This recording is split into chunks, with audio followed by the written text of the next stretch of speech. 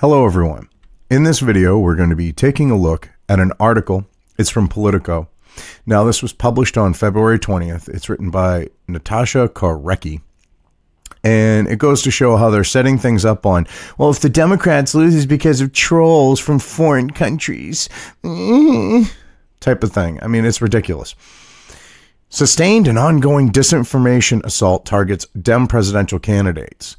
Well, the thing is they want to be the ones that control the narrative with everything on the note of the legacy media. They don't like the fact that the average person can go out, spread information that counters their narratives and their lies and their bullshit, because that's what happened in 2016 with Hillary Clinton. They lied through their asses with her, and people were like, no, wait a minute, and spreading factual information that countered what they were saying. For example, CNN with the whole WikiLeaks thing. When you get Cuomo going, oh, well, it's illegal for you to look at these things, but because we're the press, we can. So that they could try to control the narrative. And people calling them out on that note. They don't like that type of stuff. So anyway, let's get into the article here. So actually, their lead-in line here. A coordinated barrage of social media attacks suggests the involvement of foreign state actors, because heaven forbid Americans actually counter the bullshit they're being fed. Heaven forbid Americans not push their shit. Heaven forbid the alternative media and alternative media personalities, will say, like, because whether it's someone like Drudge Report who aggregates news, or someone on Twitter who is out there providing commentary and opinion, or articles that are contrary to the legacy media narrative, whatever the case may be, Instagram, whatever. They don't want people to be able to use these platforms and say differently than what they're saying. A wide-ranging disinformation campaign aimed at Democratic 2020 candidates is already underway on social media, with signs that foreign state actors are driving at least some of the activity. See, they have to throw that in. They have no proof. Well, there are signs that some foreign actors might be behind this, because at the end of the day, with the whole Russia narrative on the note of influencing the election, because they couldn't say that they hacked it and then they started nuancing it, the results were, from the investigations, that they didn't do shit. They didn't sway shit. They had minimal to no effect. But they want to portray that there's more power by these quote unquote foreign actors at controlling narratives than what there really is. And what's funny is the literal lol cow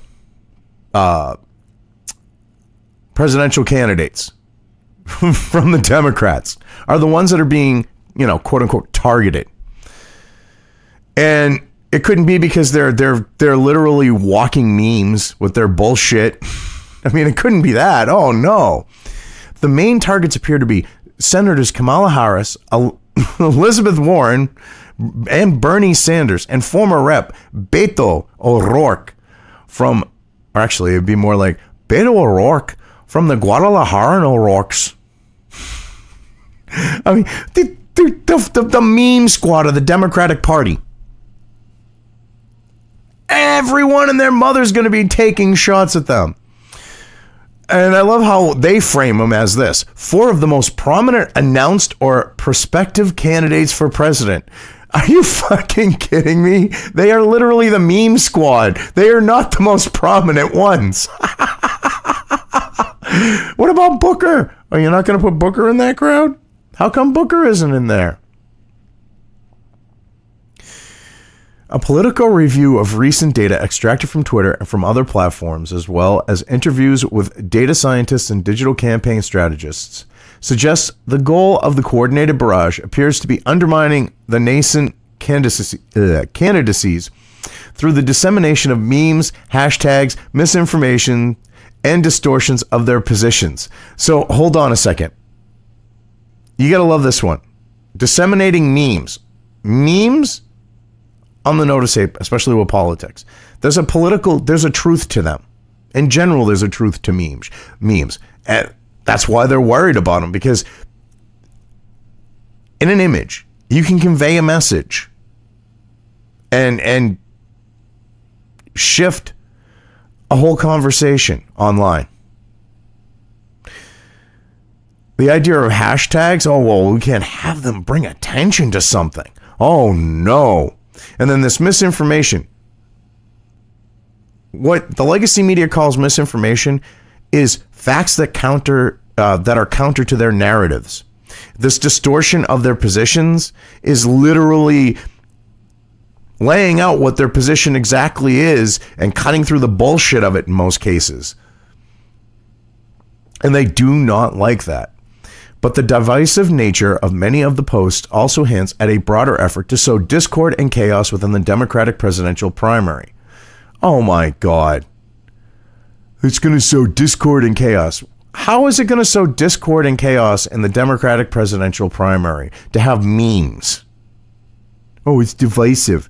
Oh, so because they're countering the shit that you idiots in the supposed fourth estate, because that's going on, because the shit you're spewing is being countered. You're literally going to try to say that they're sowing the seeds of sowing discord and chaos because they're not towing the line. That is pathetic. That truly is pathetic. The cyber propaganda, which frequently picks at the rawest, most sensitive issues in public discourse, is being pushed across a variety of platforms and with a more insidious approach than the 2016 presidential election, when online attacks designed to polarize and mislead voters first surfaced on a massive scale. No, they didn't first surface on a massive scale, and there really wasn't that many, because again, the investigation showed that there was shit for influence. Oh, and you mean like the ads? A lot of those ads were shown after the presidential election. And another thing. You got to love how they choose the term here, cyber propaganda. They're literally spewing propaganda. And it's projection. It truly is. Because they want to label people talking online, people spreading information, as propaganda, because propaganda can be factual, it can be lies, but it has this tone to it, this view of it that they're trying to capitalize on. And this idea of, well, it frequently picks at the rawest, most sensitive issues in public discourse. The rawest, most sensitive issues in public discourse means those issues that people that are, red button issues for them, those issues that they feel strong about, those ones that we're looking at right now, like, oh, I don't know, open borders, catch and release,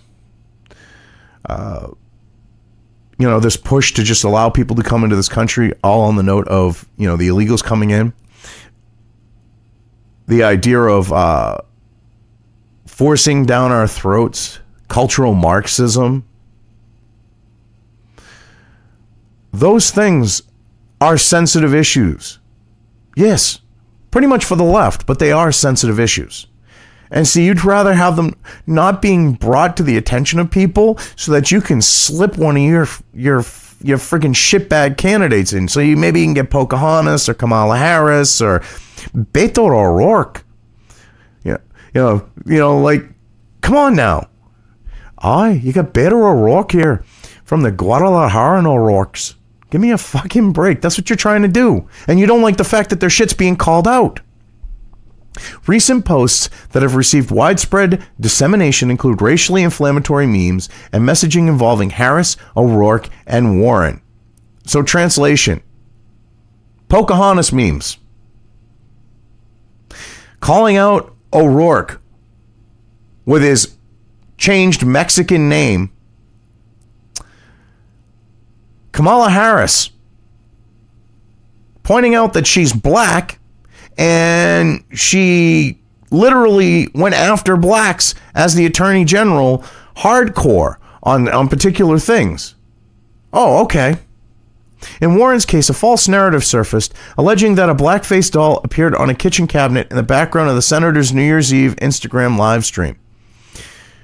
No, I never heard of it. A lot of people didn't hear about this. See, they're literally having to pull stuff out of their ass here.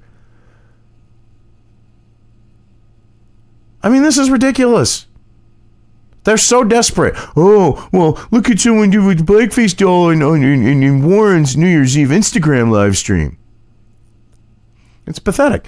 Not all activity is organized. Much of it appears to be organic, a reflection of the politically polarizing nature of some of the candidates. But there are clear signs of a coordinated effort to undetermined size that shares similar characteristics with the computational propaganda attacks launched by online trolls at a Russian internet research agency in the 2016 presidential campaign, which special counsel Robert Mueller accused of aiming to undermine the political process and elevate Donald Trump, which they're still trying to push that narrative. It was actually shown that these quote-unquote trolls, these supposed Russian trolls, were playing both sides. They weren't trying to elevate Trump. They were playing both sides. That's a documented fact. See, but Politico here has to push this narrative of, oh, Russia and Trump, when it's falling apart. Beyond the point of where they can even try to parade it around. And this idea of, oh, well, an undetermined size, like this idea of not all activities organized. Yeah. And then, oh, much of it is organic. So literally, it's people spreading news, information, opinions contrary to what you want, being organic, and you don't like that. And it's reflecting how these candidates are, and it's calling them out on their shit, and it's exposing their shit. And again, you don't like that. And you're like, but there's a clear sign of coordinated effort of undetermined size. See, you don't have any proof. But they're signs. Just like you believing in the Russia shit. You're literally trying to pull something out of your ass here. You have no proof. You have nothing. It looks like the 2020 presidential primary is going to be the next battleground to divide and confuse Americans, said Brett Horvath, one of the founders of Guardians.ai, a tech company that works with a consortium of data scientists, academics, and technologists to disrupt cyber attacks and protect pro-democracy groups from information warfare. As it relates to information warfare in the 2020 cycle, we're not on the verge of it. We're already in the third inning. Now you've got Guardians.ai, which, Silicon Valley, full of lefties. They're in bed with these quote-unquote data scientists, academics, full of lefties, technologists, again, Silicon Valley, lefties, and they're there to disrupt cyber attacks. And what's funny is they're like, we're already in an information war. We've been in an information war since prior to the 2016 presidential election. It has been the legacy media, the deep state. It's been elements of the, other elements of the government. It's been pundits, that are part of the legacy media. It's been this coordinated effort to feed Americans bullshit and lies so that you people can do what you want. The internet has put a stop to that, and you don't like it. And the thing is you got to love how Brett Horvath here looks at the American public. Basically, with what he's saying here is Americans are stupid. They can't think for themselves. And it's my job and the rest of our group's job to put a stop to that. And we're going to make sure that they believe what we want them to believe, because it's our truth, whether it's factual or not. I mean, that's what he's basically saying here. Because, when he's saying that it's a battleground to divide and confuse Americans, by saying confuse Americans, he's saying Americans are stupid and they can be easily misled. That's what it comes down to. An analysis conducted by Politico, for Politico by Guardians.ai, oh God, so you get the lefty organization doing this, found evidence there are a relatively small cluster of accounts and a broader group of accounts that amplify them, drove a disproportionate amount of Twitter conversations to the four candidates over the recent 30-day period. Okay, so what you have here is you have these we'll call them base accounts that are tweeting out stuff. Then these people who have a wide base have people who also have a wide base take that and retweet it or talk about it or, add their 2 cents on the information that's being presented. And you do not like that. And this idea of drove a disproportionate amount of Twitter conversations about the 4 candidates. What is disproportionate? You've got them spurging out. You've got them acting like idiots. You've got them signing on to the Green New Deal. And then all the stupid shit that came out about it. Of course, there's going to be a lot of conversation about these idiots. That's common sense. But you're trying to play it up like, oh, well, there shouldn't be that much talking about them because they should just be good little drones and just do what they're told. And they should believe what we tell them. And you don't like the fact that they're not doing that. Using proprietary tools that measure the discussion surrounding the candidates in the Democratic field, Guardians.ai identified a cohort of roughly 200 accounts, including both unwitting real accounts and other suspicious and automated accounts that coordinate to spread their message, that pumped out negative or extreme themes designed to damage the candidates. Wow. Okay. So what they're saying is the people who were saying stuff that was negative about these candidates, Pocahontas, Kamala. I'm part Jamaican, man. Of course I've smoked the weed in regards to legalization. Beto O'Rourke, the guy with the criminal record who changed his name to dupe Mexicans. You've got these people. And there's a lot to call out on them. So, of course, there's going to be negative stuff going out about them in this quote-unquote extreme. You notice they don't give any examples of these extreme themes and this idea that these people are too stupid to know what they're tweeting. I mean, this is literally how the left, how these elites in the media, these elitists, and in government and in politics, government, whether they're, pencil pushers, they're bureaucrats, which, like the idea of elements of the deep state, or they're elected officials, or whatever the case may be, or they're staff of elected officials. This is how pretty much all of them, especially on the note of the left, this is how all of them see every single one of us like we're too stupid to be able to think for ourselves. I mean, the same goes on with Silicon Valley. That's why we have the censorship. That's why we have them going after people for wrongthink. It's because they think that they're better than us, that they're smarter than us, that they know what we should want, and therefore they're going to force us to have it by manipulating things. And they don't like the people who are like, no, fuck you, not happening. And are actually, spreading information themselves and talking about things. They really don't like that. I love it. It's 200 accounts. How the fuck are 200 accounts gonna manipulate shit? 200 accounts on Twitter is not squat. It's nothing.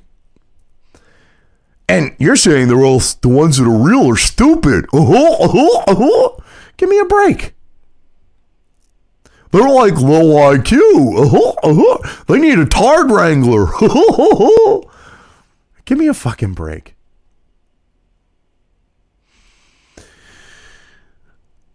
This is the same core group of accounts the company first identified last year in a study as anchoring a wide-scale influence campaign in the 2018 elections.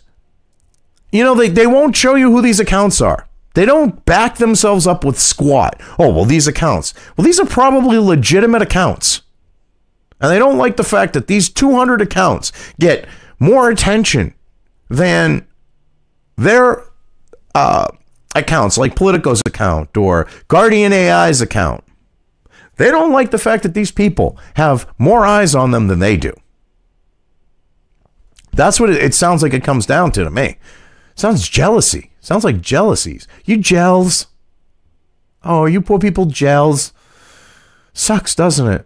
When you're on the outside looking in and you're looking at the fact that you're going to have to go learn how to code or do something else, you know, on the note of changing your skill set, because otherwise you're all going to end up, you know, flipping burgers or, you know, taking orders at McDonald's or working as a freaking barista. Sucks, doesn't it? Oh. Since the beginning of the year, those accounts began specifically directing their output at Harris, O'Rourke, Sanders, and Warren, and were amplified by even a wider grouping of accounts. So translation, it's probably a conservative account, and you don't like that the conservative has a voice. Good to know. Over a recent 30-day period, between 2% and 50% of all Twitter mentions of the 4 candidates emanated in some way from within the cluster of accounts, according to the Guardians.ai findings. In that time frame, all 4 candidates collectively had 6.8 million mentions on Twitter. Big fucking whoop. And this is funny. Between 2%, which isn't shit, and 15%, which still isn't shit, of all Twitter mentions came from this group of 200. 15% from 200. That means they got a percentage of a percent, you know, they've got, you know, a decimal of a percent of attention. This is pathetic. We can conclusively state that a large group of suspicious accounts that were active in one of the largest influence operations of the 2018 cycle is now engaged in sustained and ongoing activity for the 2020 cycle, Horvath said. Horvath, no, these are people. Most likely, these are just average people who are politically active, who are politically verbal. And you don't like the fact that they're saying things that go against what you want. Dude, you know what? Pull your head out of your ass. Because that's how life goes. There are people that are going to disagree with you. There are people that are not going to believe the bullshit that you want them to believe. I don't know what to tell you except get over it. Fucking Spurg. You literally created a company because you're a Spurg. And you don't like the fact that there are people out there that have more influence than the Fourth Estate, that have more influence than mainstream pundits and reporters and opinion people and shit. Sucks, doesn't it? Amarath Gupta, a research scientist at the San Diego Supercomputer Center at the University of California at San Diego, who monitors social media activity, said he's also seen a recent surge in Twitter activity negatively targeting 3 candidates, O'Rourke, Harris, and Warren. So we have a guy here. We have an Indian dude. I don't know if he's, you know, immigrant or Indian American or whatever the case may be. That's beside the point. But we have an Indian guy here who's such a triggered little Spurg that he watches social media all day. And in his opinion, he's seen a surge of negatively targeted campaigns against O'Rourke, Harris, and Warren. Gupta, dude, your job, you're a research scientist who's literally getting paid to watch Twitter. I wouldn't want that out there. Because then you look like a fucking idiot. Holy shit, you're getting paid to look at Twitter and you're giving an opinion. Where's the proof? That increased activity includes a rise in sheer volume of tweets, the rate at which they are being posted, and the appearance of cluster behavior tied to 3 candidates. Translation: a lot of people were tweeting about it. Because there were so many, there were a lot of tweets happening fast. And because certain people may follow certain people, because in the group, I should say, you might have people following mutual people. You have what you're calling a cluster behavior. Oh my God, this is so pathetic. This is so see-through. It's transparent. This is like beyond fake news. I can say that from a very, very cursory look, a lot of the information is negatively biased with respect to sentiment analysis, said Gupta, who partnered with Guardians.ai on a 2018 study. So because people are calling them out for their shit, it's negatively biased. Oh no, you friggin' baby. Oh, poor baby. You don't like the fact that Beto, who's a walking meme, is getting made fun of and called out? You don't like it that Kamala Harris had the same thing happening and Warren? Oh, God. She's just an easy fucking target because of her shit. You don't like the fact that they're being called out for it, for the people they are and the things they've done. Oh, poor baby. You need a safe space. Sounds like your job is one. I mean, hell, you're sitting on your ass looking at Twitter all day, getting paid for it. According to the Guardians.ai analysis, Harris attracted the most overall Twitter activity among the 2020 candidates it looked at, with more than 2.5 million mentions over the 30-day period. Because she said some stupid shit and done some stupid things, and she's flip-flopping on her shit. So she's like, oh, now I'm legalized pot. You know, now I'm prison reform. Now I'm this. And she's literally, up to this point, done the opposite. Of course, Kamala Harris is going to have attention brought to her when she's doing those things. It is common sense. But you're trying to say that it's targeting her. The trolls. Oh no, the Russian trolls, the foreign state trolls. Get over yourselves. And this bullshit, people aren't buying it anymore. Oh, God. She was also among the most targeted. One widely seen tweet employed racist and sexist stereotypes in an attempt to sensationalize Harris's relationship with former San Francisco Mayor Willie Brown. That tweet and subsequent retweets, and I love how they make these claims, but they don't show the actual tweet because they don't want to show the tweet, because if they showed the tweet, they couldn't push this narrative because people would look at it and go, well, I wouldn't exactly say it's that. And they know that. The tweet and subsequent retweets and mentions tied to it made 8.6 million potential impressions. Potential impressions. That doesn't mean there were 8.6 million actual impressions. That means there were potentially that many online, according to the Guardians.ai. An upper limit calculation of the number of people who might have seen it based on the accounts the cluster follows. Who follows accounts within the cluster and who is engaged in the tweet. And what's funny is they're trying to make it sound like that's an actual big number. Even for just if you were to say that it was strictly limited within the United States, 330 million people, 8 million ain't shit. We're talking globally. Twitter has way more users. 8.6 million isn't a piss in the bucket. It isn't even a dribble of piss in the bucket. This is so pathetically funny how they're trying to portray this shit. Oh, God. It's so funny. I'm sorry. I'm just thinking about that. That's possible 8.6 million. What's the actual number? Another racially charged tweet was directed at O'Rourke. The Twitter profile of the user, where it originated, indicates the account was created in May 2018, but it had authored just one tweet since then, in January, when the account announced it had breaking news about the former Texas congressman leaving a message using racist language on an answering machine in the 1990s. The tweet garnered 1.3 million potential impressions on the platform, according to Guardians.ai. So 1.3 million ain't shit on the platform, number one. Number two, you go and find this fucking example of a troll, and you're trying to make it sound like it actually had some weight in something. This is so pathetic. Holy crap. A separate Guardians.ai study that looked at the focus of the 200 account group on voter fraud and false and or misleading narratives about election integrity, published just before the midterm elections and co-authored by Horvath, Zach Verdon, and Alicia Serrani, reported that the accounts generated or were mentioned in more than 140 million tweets over the prior year. I love this. So they focus on 200 accounts, which isn't squat, on Twitter. And because there were people talking about voter fraud, because there was voter fraud, well, they don't want to admit that, and they've been trying to sweep it under the rug since 2016 because they think they want to forget about the fact that during the recount, Detroit, they went, oh, nothing to see here, and stopped it because they had literally recounted and had more votes than there were registered voters. And they still had a shit ton of ballots to count.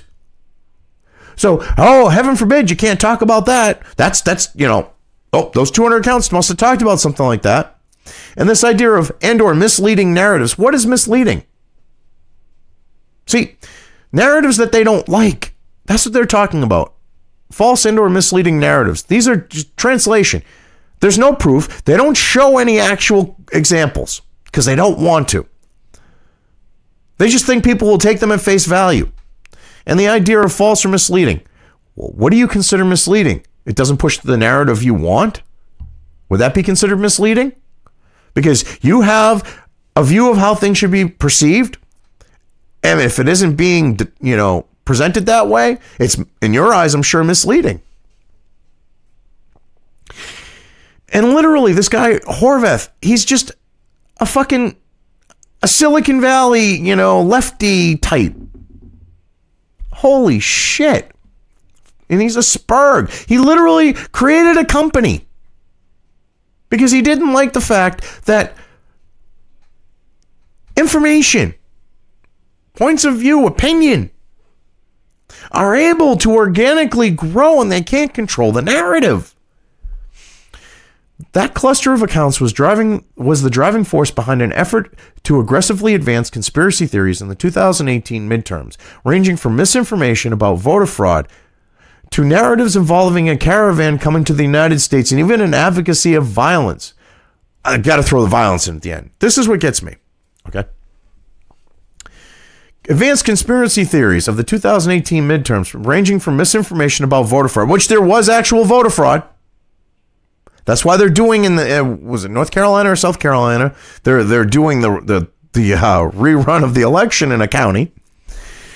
This idea of the caravan coming to the United States, matter of fact, you didn't like the fact that there was actual interviews there with these people saying, "Oh, I want to go to America to get an Xbox," not going, "Oh, I want to go to America for a refugee status," when they were in Mexico and shit. Nice try. This is so pathetic.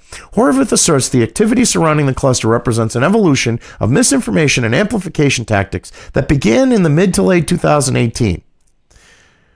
Their idea of misinformation is people the alternative media and average people presenting information that is counter to their bullshit. And then the fact that it's getting spread around is quote unquote amplification. The initial phase that began in 2016 was marked by the creation of thousands of accounts that were more easily detected as bots or coordinated activity. Oh, really? No, in 2016, when that happened, they were labeling anyone and everyone they could as bots, legitimate people. Almost exclusively conservatives were getting labeled as bots and removed from fucking Twitter. Don't even try. And this idea of coordinated activity. So people organically spread shit. You have a group of people that exchange information with each other. That's coordinated in your eyes. Give me a break. The new activity, however, centers on a refined group of core accounts, the very same accounts that surfaced in the group's 2018 voter fraud study. Some of the accounts are believed to be highly sophisticated synthetic accounts operated by people attempting to influence conversations, while others are coordinated in some way by actors who have identified real individuals already tweeting out a desired message. Oh my God. So, wait a minute. You are literally trying to say that you're saying sophisticated synthetic accounts that are operated by people. If they're operated by people, they're not synthetic. And if they're putting information out there that they want others to see, anyone who does that is trying to influence a conversation, who's trying to express their point of view and maybe, have someone see how they see things or maybe change their mind. That's how life works. That's how the internet and social media used to work. And I love this one. Well, others are this other part here about the fact that others are coordinated in some way by actors who identify real individuals already tweeting out a desired message. So if you like something that someone says and you retweet it, you are an actor in trying to go after the Democratic candidates. How dare you? Give me a break. Tens of thousands of other accounts then work in concert to amplify the core group through mentions and retweets to drive what appears on the surface to be organic virality. Well, no, because it is actual organic virality. Because you have tens of thousands of other accounts. You mean average people who see something they like and they either mention it or retweet it, and it spreads the message. It spreads the information. You don't like that. So you're like, well, so it appears to be organic. No, it is organic. It's actual people. But see, you don't like the fact that people think differently than how you want them to think. So you're trying to tell them how to think or teach them how to think. And it isn't working, is it? Oh, that's right, it isn't. Operatives with digital firms, political campaigns, and other social media monitoring groups also report seeing a recent surge in false narratives or negative memes against 2020 candidates. So, negative memes. Memes always have truth to them, or at least in general. So, because they're calling out their shit, you don't like it. Well, guess what? Get over it. Memes are the new election poster. You can convey an idea, information, and the like, and a picture and an image. A recent analysis from the social media intelligence firm Storyful detected spikes in misinformation activity over social media platforms and online comment boards in the day after each of the 2020 candidates launched their presidential bids, beginning with Warren's announcement on December 31st. Oh my God. So basically, people went and talked about these candidates after declaring themselves, brought up things that they've done, gave their opinions about them, and that's misinformation activity. This is pathetic. Who the hell do you think is going to buy this shit? Because literally, when someone announces something like, I'm running for president, there's going to be attention brought to them. There's going to be people talking about them. You just don't like the fact that they're not speaking positively and going, well, Kamala will get like the glass ceiling and the racial shit and identity politics. Yay! Because they're not doing that. You don't like it. So you got to demonize these people. You got to try to label them as foreign agents that are trying to influence it, or bots, or whatever else you can think of. You're scum for it. You people are truly scum for this shit. Fringe news websites and social media platforms, Storyful found. What is a fringe news website? Probably InfoWars, News Wars, or one of the other websites or brandings of Alex Jones's media empire that's doing way better than you legacy media fucks. Is that it? Is that what you're talking about? Fringe news website, or are you talking Breitbart? But anyway, fringe news websites and social media platforms, Storyful found, played a significant role in spreading anti-Warren sentiment in the days after she announced her candidacy on December 31st. Using a variety of keyword searches for mentions of Warren, the firm reported evidence of spam or bot-like activity on Facebook and Twitter from some of the top posters. Oh, God. So people make fun of and call out Warren. Translation, anti-Warren sentiment. It's got to be done spam or bot-like. No, that's people. They don't like her. Not even a lot of the Democrats like her. Holy shit. It's not spam or bots. It's people that are calling out her shit. It's people making fun of her. It's people that are presenting facts about her. And you do not like that. Holy shit, this is ridiculous. Kelly Jones, a researcher with Storyful, who tracks suspicious activity in the 3 days after the campaign announcements of Harris, Warren, Rep. Tulsi Gabbard, and Senator Cory Booker, said she had seen a concerted push over separate online message boards to build false or derogatory narratives. Oh, bullshit. Where's your proof? They keep making these claims, but they don't want to show one iota, one inkling, one speck. One little tiny little dot, like a molecule of proof. They don't want to show shit. Where's your proof, Kelly Jones? What do you consider suspicious activity? And this idea of false or derogatory narratives. Derogatory could mean narratives that do not paint the person in a particularly positive light, which all you need to do is show their record to do that. So are you talking about showing those things that make them look like shit? when you're saying derogatory narratives? Because that's what it sounds like to me. Among the fringe platforms, Storyful identified were 4chan and 8chan, where messages appeared calling on commenters to quietly wreak havoc against Warren on social media or in the comments section under the news stories. Oh, wow. So basically, go call out Warren for her shit. Someone suggesting that. Probably some lone individual suggesting that. Is your proof? Which we have to just take your word for it. Point out that she used to be Republican but switched sides and is a spy from them now. Use this quote out of context. I was a Republican because I thought those were the best people who best supported markets, wrote one poster on a 4chan message board. Oh, so wait a minute. I love this one. They take this quote here, which is obviously got to be from someone else, and then they're saying use this quote out of context. So pointing out that she was a Republican at one time to trigger some Democrats. You don't like that? Well, she was a Republican at one time. You can't erase history, no matter how much you try. You can't rewrite history, no matter how much you try, unless you start burning books because, you know, shit's been recorded prior to this revisionist crap that you people like to do. We're seeing a lot of the rhetoric for nearly each candidate that comes out, Jones said. There is a call to action on these fringe sites. The field is going to be so crowded that they say, okay, Operation Divide the Left.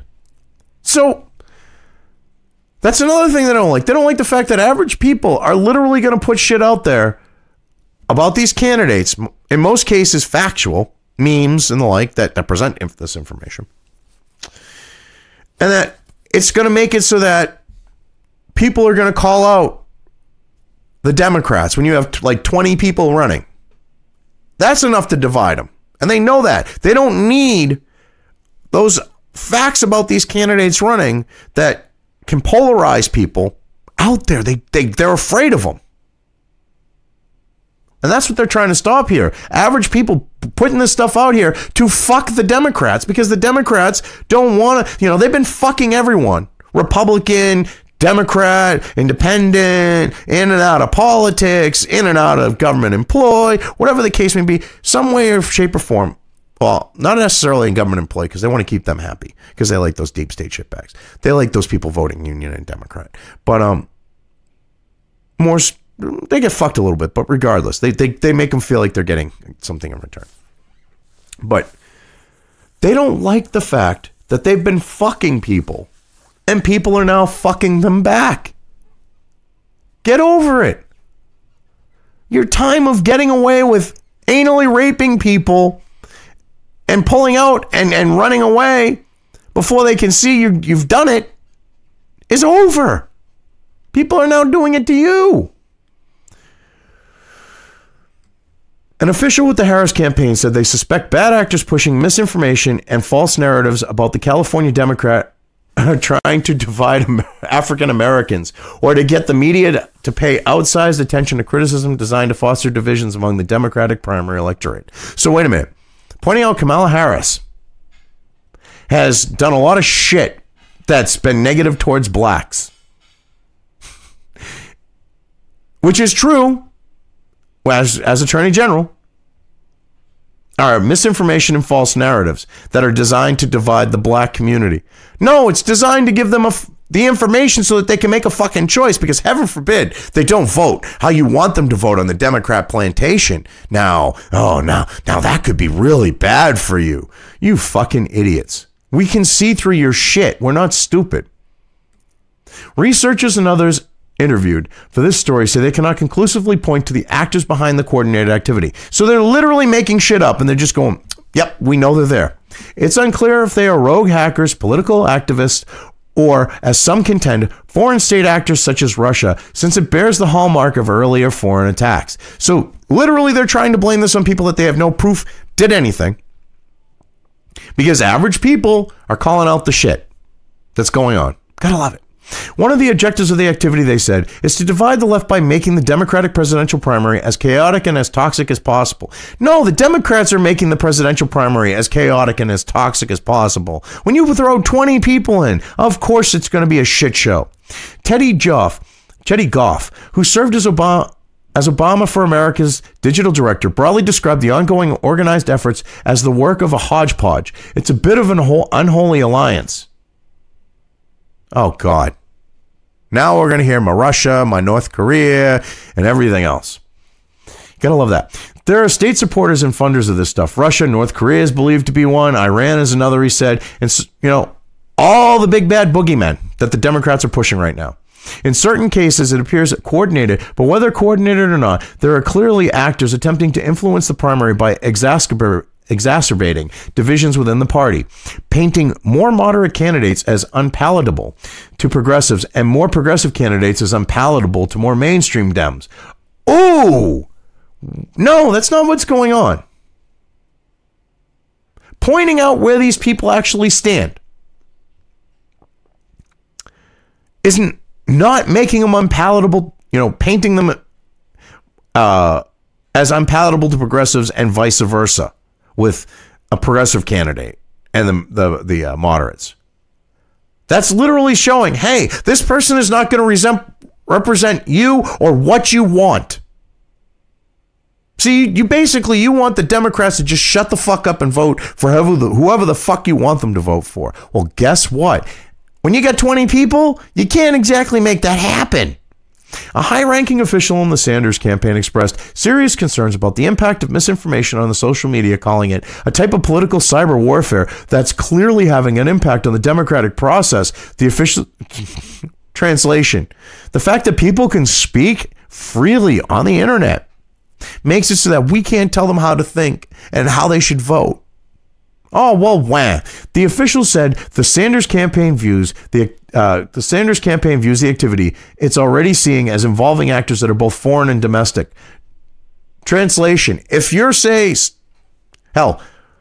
by that definition, if Soygoy, if Spurgon of Akkad talks about U.S. politics, that's a foreign agent. That's a foreign actor. If I talk about it, I'm a domestic actor. They don't like it. Both Twitter and Facebook, which owns Instagram, have reported taking substantial measures since 2016 to identify and block foreign actors and others who violate platform rules. Yeah, because heaven forbid, you actually have people speak about politics. This is so funny. While Twitter would not specifically respond to questions about the Guardian.ai findings, last year the company reported challenging millions of suspect accounts every month, including those exhibiting spammy and automated behavior. After attempts to authenticate the accounts through email or by phone, Twitter suspended 75% of the accounts it challenged from January to June 2018. Yeah, because, well, heaven forbid, we might even look at the fact that there are a lot of people who do not want to give their phone number to you people. You have to give your email when you sign up. So I don't know how you're authenticating through email. The phone thing, a lot of people don't want to give you their phone number. It's a fact. So that kind of screws your numbers up there just a little bit. In January 2019, Twitter published an accounting of efforts to combat foreign interference over political conversations happening on the platform.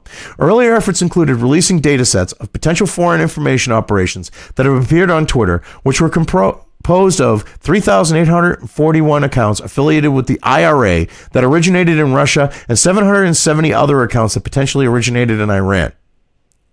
Oh my God. They're so desperate, they're literally trying to roll in the Irish Republican fucking army.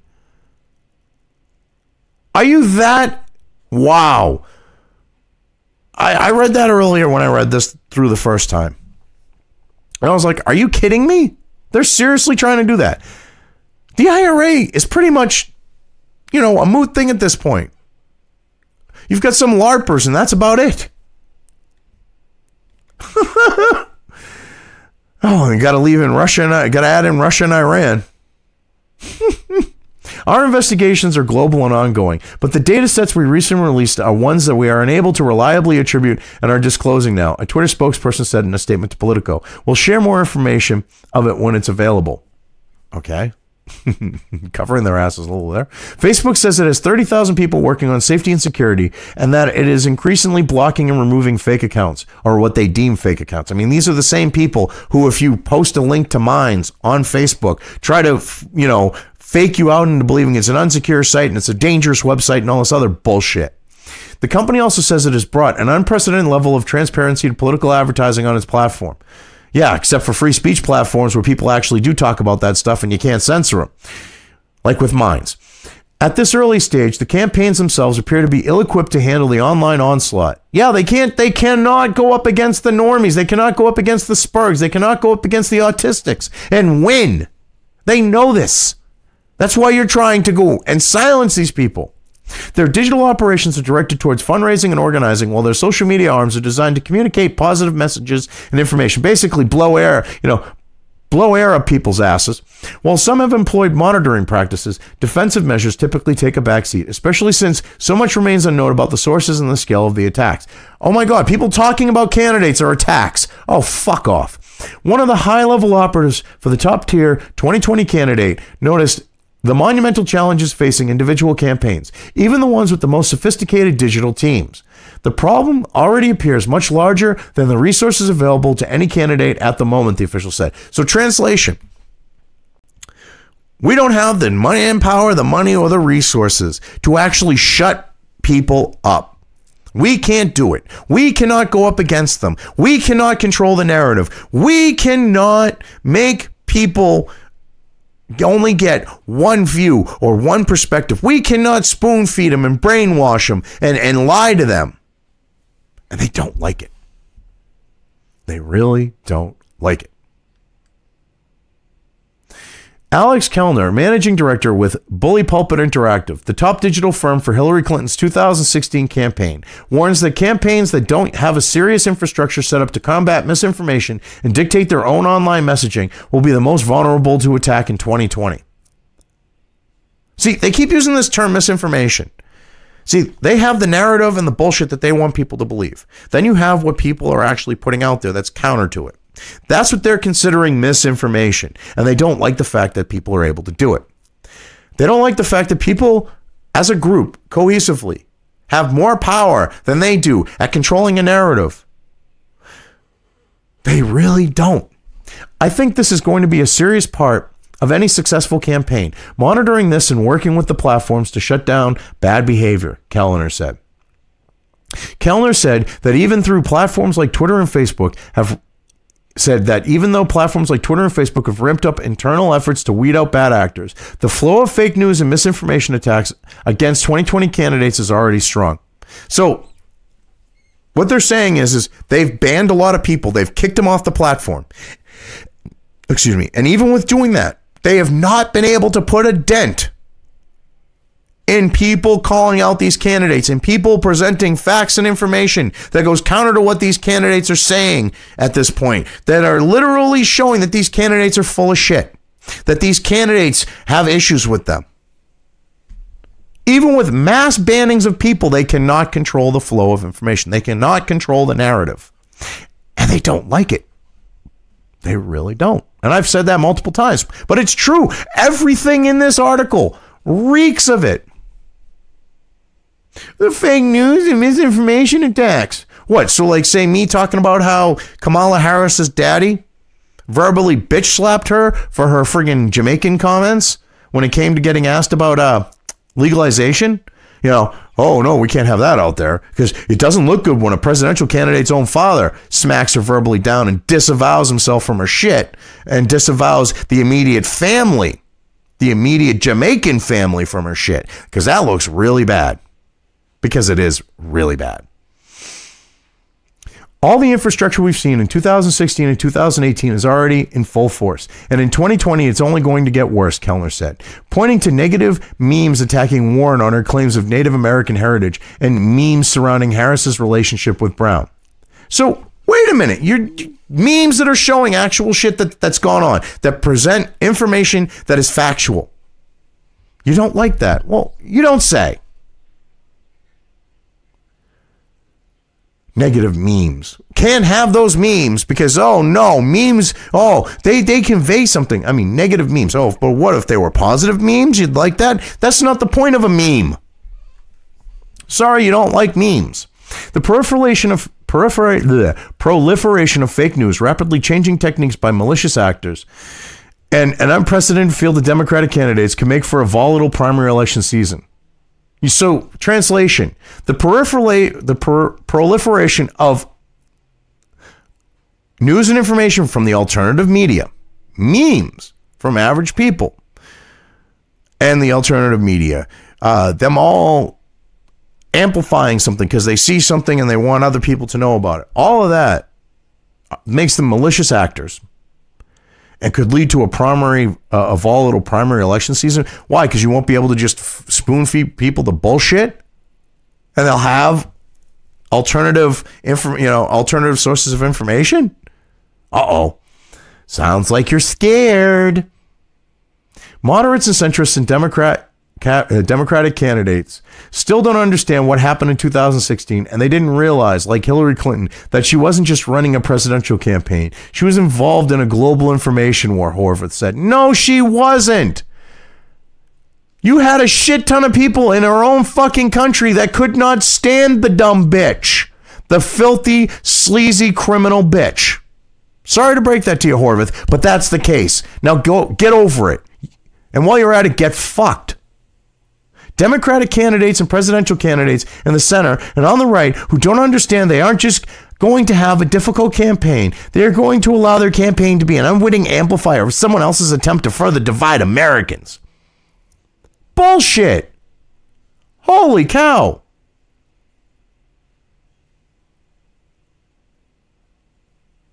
How the hell? Oh my God. So these people getting called out on their shit makes them an unwitting amplifier of someone else's attempt to further divide Americans. So, because Americans will have opinions, and those opinions will lead to Americans picking different sides of a situation, which is human nature. And they're all not going to think alike. That's, again, human nature. That's a bad thing. And you don't like that. And they're going to be an amplifier for that. And they're literally going to cause this. And it's going to be people that aren't going to just do what we want them to do. Give me a break. Get bent. Seriously. All you people pushing this shit. Like, fuck with Horvath. Dipshit who wrote this here, Natasha. Get bent. Every one of you. You are pathetic. No one's buying into this shit. You're not going to push this bot bullshit. You're not going to push this state actor crap. Because people are realizing it's average, actual fucking people that are spreading most of the shit going on out there. You might have a troll here or there that are in some fucking troll factor or whatever you want to call it, but it's not really a thing that's actually causing any influence. That's actually going to do a damn thing. The average person, they're the ones that are actually going to be doing something with this. Anyway, this is ridiculous. I've covered it well enough. I'm just going to leave things here. If you liked this video, depending on where you are watching it, please give it an upvote or thumbs up. If you want to know when new content of mine hits the internet, don't forget to subscribe to one or more of my social media or video accounts listed here. Also, with YouTube, don't forget to ring that bell. You can find all of my video content on both BitChute and YouTube. This may not be the case with other places I upload to, but I will try to minimize this happening. You are always welcome to interact with me at any of these sites on the list, so feel free to do so. If you have anything you want me to cover in a video, when it comes to news or current events, send it right along to me. I will try to do my best to cover it. As always, thank you for watching.